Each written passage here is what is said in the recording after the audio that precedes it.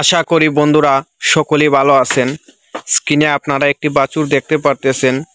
বাছুরটি lumping skin disease রোগে আক্রান্ত হয়েছে। বাছুরটিকে আমি কিভাবে সুস্থর দিকে নিয়ে আসলাম, কোন কোন ওষুধ প্রয়োগ করলাম এবং শেষ পর্যায়ে এই কত শুকানোর জন্য কোন কোন ওষুধ প্রয়োগ করব, এই নিয়ে এখন আলোচনা করব। এই বাছুরটি লাম্পিং স্কিন ডিজিজ রোগে আক্রান্ত হয়েছে প্রায় 20 দিন।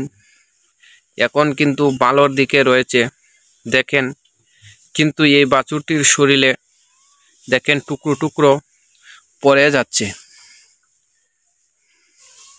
এই টুকরোর পরে গিয়ে কত সৃষ্টি হয়েছে বা কত শুকানোর জন্য কোন কোন ওষুধ প্রয়োগ করব, এই নিয়ে এখন বিস্তারিত আলোচনা করব। আপনারা এই কত শুকানোর জন্য যে কোনো ধরনের অ্যান্টিবায়োটিক ওষুধ প্রয়োগ করতে পারেন। আমি বাছুরটি এই কত শুকানোর জন্য রেনামাইসিন এলে প্রয়োগ করব।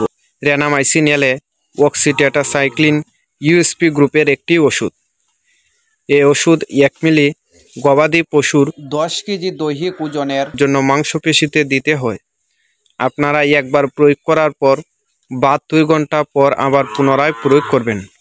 অর্থাৎ আপনারা 3 দিন পর পর এই রেনামাইসিন এলে প্রয়োগ করবেন। আর সাথে আমি রেনাসিন প্রয়োগ করব। এটি কুলডুফেনিরামিন মেলিয়েট ইউএসপি গ্রুপের একটি ওষুধ। এটি একটি অ্যান্টিস্টার জাতীয় ওষুধ।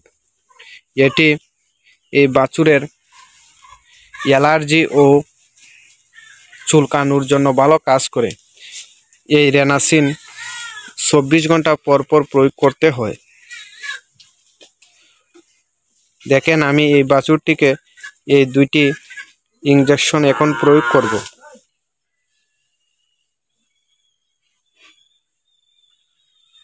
দেখেন বাছুরটির ওজন প্রায় 20 থেকে 25 কেজির মতো হবে। এর জন্য আমি এই বাছুরটিকে প্রায় 2 মিলির মতো ওষুধ দেব।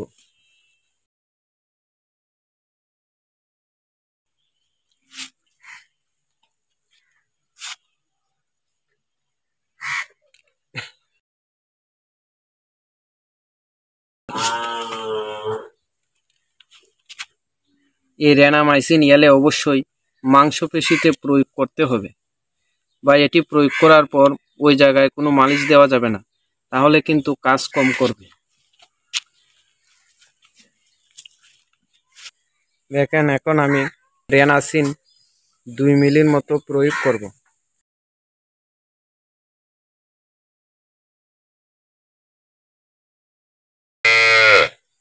এই রেনাসিন বাছুরের চুলকানো ও অ্যালার্জির জন্য ভালো কাজ করে।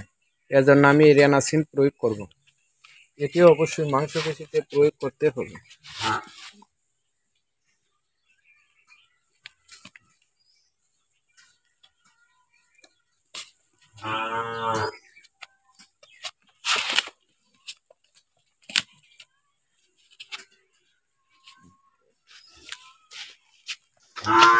এই বাছুরটিকে আমি রেনামাইসিন এলে আর রেনাসিন প্রয়োগ করেছি।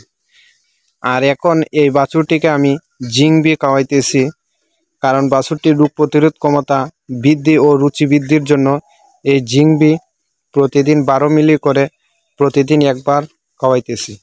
আপনারাও এসব বাছুরের এভাবে চিকিৎসা করতে পারেন।